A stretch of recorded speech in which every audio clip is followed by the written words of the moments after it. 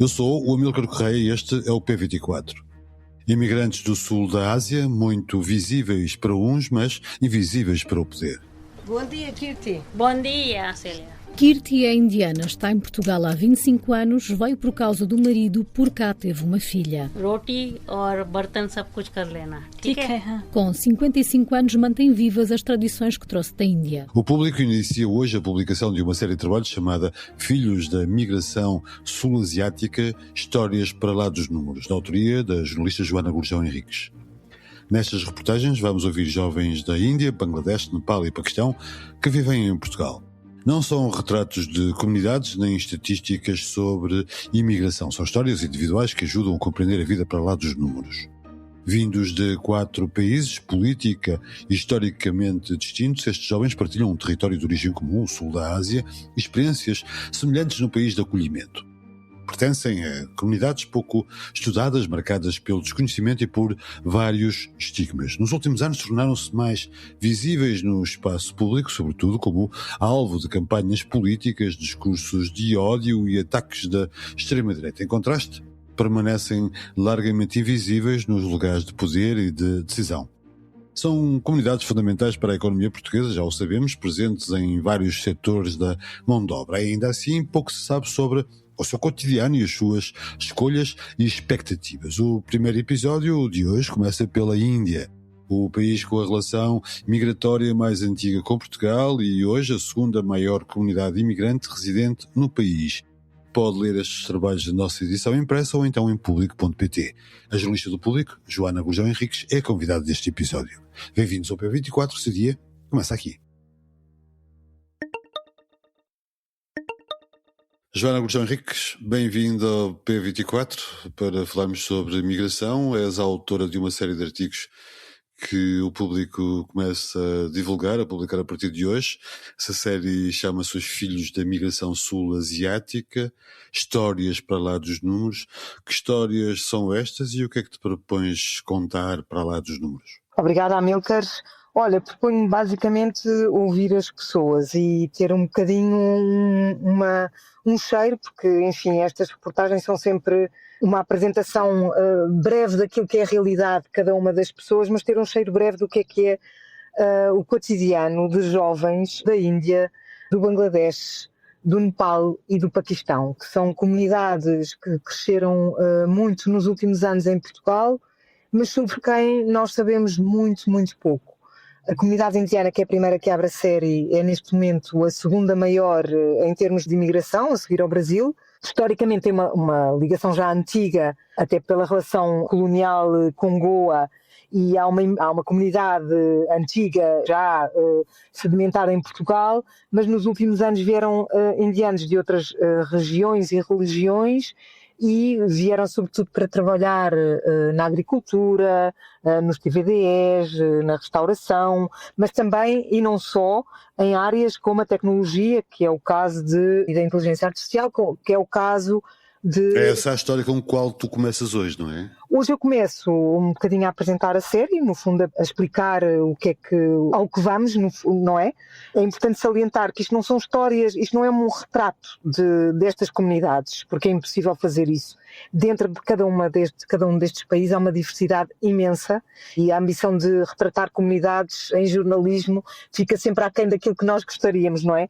Portanto, são, no fundo, histórias que ajudam a perceber a vida para além dos números, que é outra questão com a qual nos temos debruçado muito nos últimos tempos, que é números, mesmo no discurso onde queremos desconstruir os mitos sobre a migração, as pessoas tornam-se números, porque contribuem para a segurança social, porque ocupam os trabalhos que ninguém mais quer trabalhar, mas enfim, o que são estas pessoas? E, voltando um bocadinho atrás, porque eu acho que é importante salientar isto, através dos jovens. Os jovens são muitas vezes as portas de entrada das famílias para a socialização, são, enfim, um pouco o espelho da ambição migratória dos seus pais também, porque é pensar neles que muitos vêm para Portugal, no seu futuro, e na hipótese de terem uma ascensão social e um percurso escolar também mais longo, digamos assim, e por isso eu quis ir ouvir os jovens e tentar também no fundo, mostrar este cotidiano que é tão igual em tantas coisas a todos os outros jovens que não há razão nenhuma para este desconhecimento que temos ou para esta separação que existe na nossa sociedade, em que, na verdade, acabamos por estar cada um nos seus grupos tantas vezes. No fundo, acabas neste primeiro episódio, falas da juventude indiana que transforma o badminton e a inteligência artificial. É o título de um dos 2 trabalhos que publicas e tentas também retirar algum do estigma que esta comunidade tem. Como tu dizes no teu texto, algumas destas comunidades ganharam uma certa hipervisibilidade e tornaram-se alvos da extrema-direita. Há algum medo latente entre estas comunidades? Absolutamente, absolutamente, e sobretudo em algumas comunidades em particular que têm e que usam determinados símbolos associados à religião e que têm sido também um alvo. Eu estou a falar dos sikhs, que erradamente são confundidos com muçulmanos. Por causa do turbante, não é? A ignorância de quem olha para o turbante e confunde tudo, não é? Sim, e também das mulheres por causa do uso do hijab, e que neste momento são de facto 2 marcadores muito fisicamente muito visíveis. E há inclusivamente relatos, isso vou contar também no último episódio do Paquistão, de mulheres que se sentem perseguidas pelo facto de usarem a burca. E isso tem sido, aliás, uma das mulheres de um dos cidadãos do Bangladesh que eu entrevistei, acabou mesmo até por voltar à Inglaterra, por sentir que cá era olhada e perseguida na rua, muitas vezes com ofensas, e que não se sentia confortável. Isto até contra a opinião do marido, que defendeu várias vezes que ela não usasse a burca para se sentir confortável, mas ela preferiu ir para a Inglaterra do que ficar cá.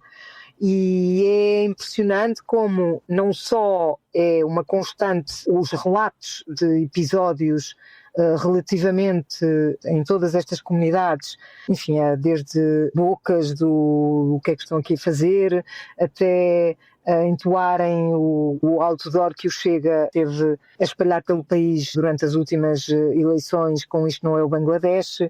Enfim, vários episódios que se foram repetindo, inclusive em escolas, tanto em Lisboa como, por exemplo, em Odmira, em que é relatado pela própria diretora do agrupamento de escolas de São Teutónio, que é uma das escolas mais diversas de Portugal, tem quase 50% de alunos de origem estrangeira, mas que é relatado, que ela relata que, não tanto nos mais novos, mas um bocadinho nos mais velhos, começa a existir essa tensão e esses episódios de discriminação que antes não aconteciam.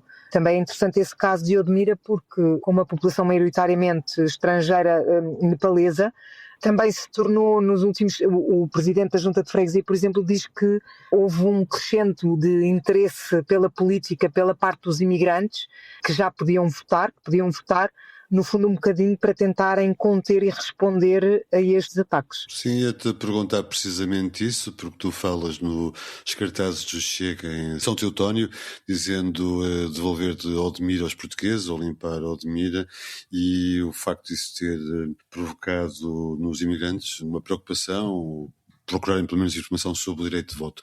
Estamos também a falar, penso que tu dizes isso no texto, de uma imigração mais disposta a permanecer no país e a participar politicamente. Uhum.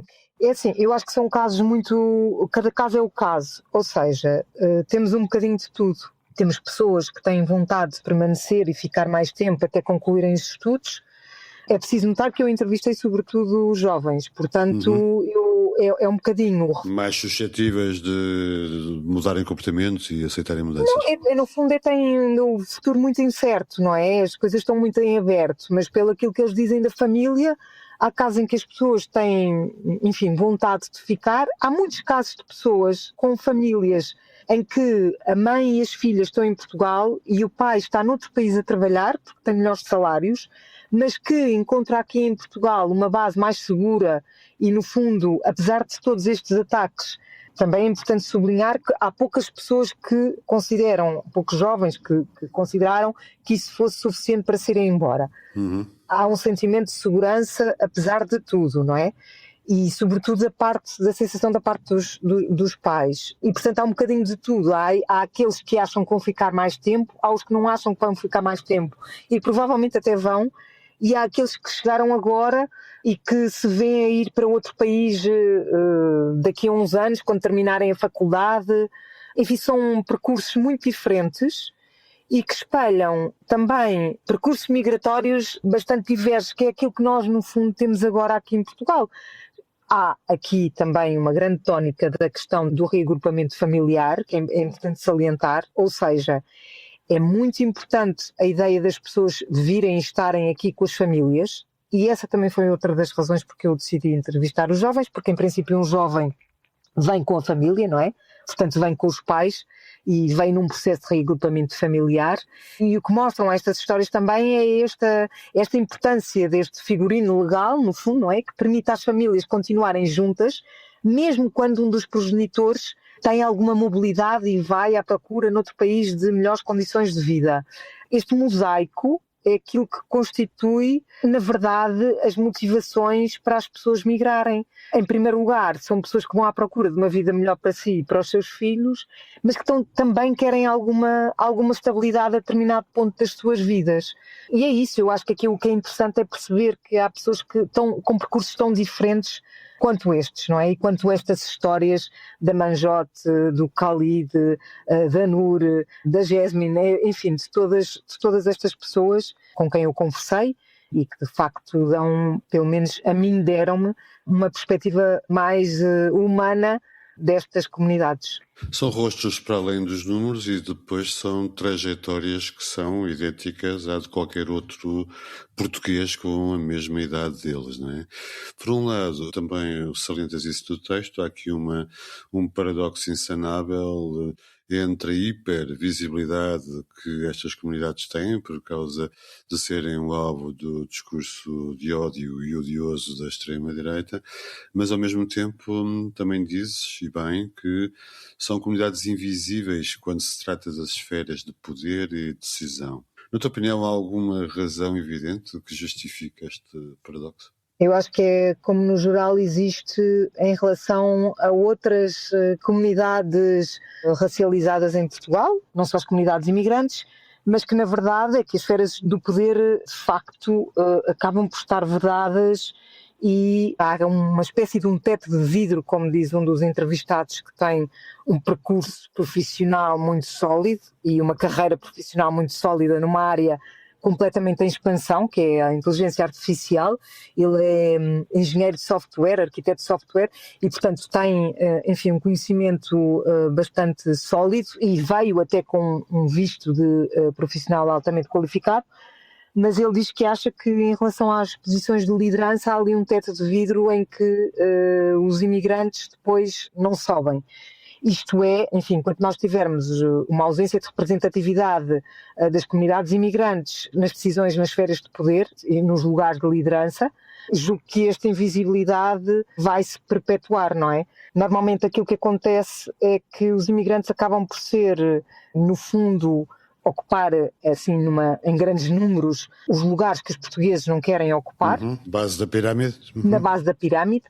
E mesmo quando não correspondem a esse perfil, por várias razões, acaba por existir esta diferenciação. E muitas vezes também tornarem-se, no fundo, aquilo que acontece, não é? Peças de um puzzle e de uma máquina da sociedade que não tem grande poder de decisão. Portanto, acho que aqui o importante em relação ao trabalho, ao nosso trabalho como sociedade, é também, no fundo, mudarmos este chip, não é? Virarmos a agulha um bocadinho e encontrarmos aqui pontos e meios de contacto, porque o que eu acho que isto depois também, para mim, foi muito evidente, é o profundo desconhecimento que nós temos de todas estas comunidades e depois que acaba também por não ser muito convidativo a que as pessoas também façam um esforço para nos conhecerem, não é? Há aqui uma política pública que está a faltar, e que são as políticas de inclusão, que existem em alguns pontos do país, e existe algum esforço nos pontos do país para desenvolver boas políticas de inclusão, o Fundão é um dos casos, mas que na verdade, em termos governamentais, está completamente esquecida. e isto é absolutamente determinante para os próximos anos, é apostar na inclusão destas comunidades, destas pessoas que, quer alguns setores da sociedade queiram, quer não, fazem parte da sociedade portuguesa. Joana Gurjão Henriques, obrigado por teres vindo a este P24 e parabéns pelo trabalho no qual desocultas estas comunidades que ainda permanecem de alguma forma invisíveis ao nosso olhar comum. Muito obrigada.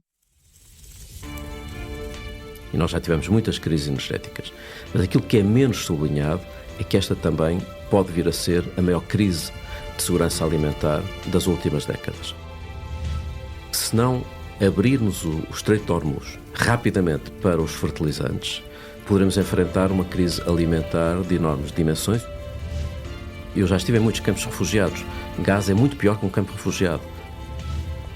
Nós não temos uma crise humanitária, temos uma crise de humanidade. Não voltei a pensar no que é que me teria acontecido se tivesse vencido as eleições em 2022. Para terminar, acabo com esta sugestão de um novo podcast do Público, O que Fazer com Eduardo, num mundo em ebulição. A jornalista Arança Lopes conversa com protagonistas da vida política para tentar decifrar as crises da democracia, o recuo dos direitos e a desumanidade destes novos tempos. Hoje, o convidado é Jorge Moreira da Silva, diretor executivo da ONOPS e subsecretário-geral das Nações Unidas. Pode ouvir este podcast no site, na aplicação do Público ou então nas plataformas habituais e que prefere. Obrigado por ouvir o P24. Voltamos amanhã. Para não perder os novos episódios, subscreva este podcast do Público na sua aplicação preferida. Para além deste programa, há mais para descobrir em público.pt/podcasts. O Público fica no ouvido.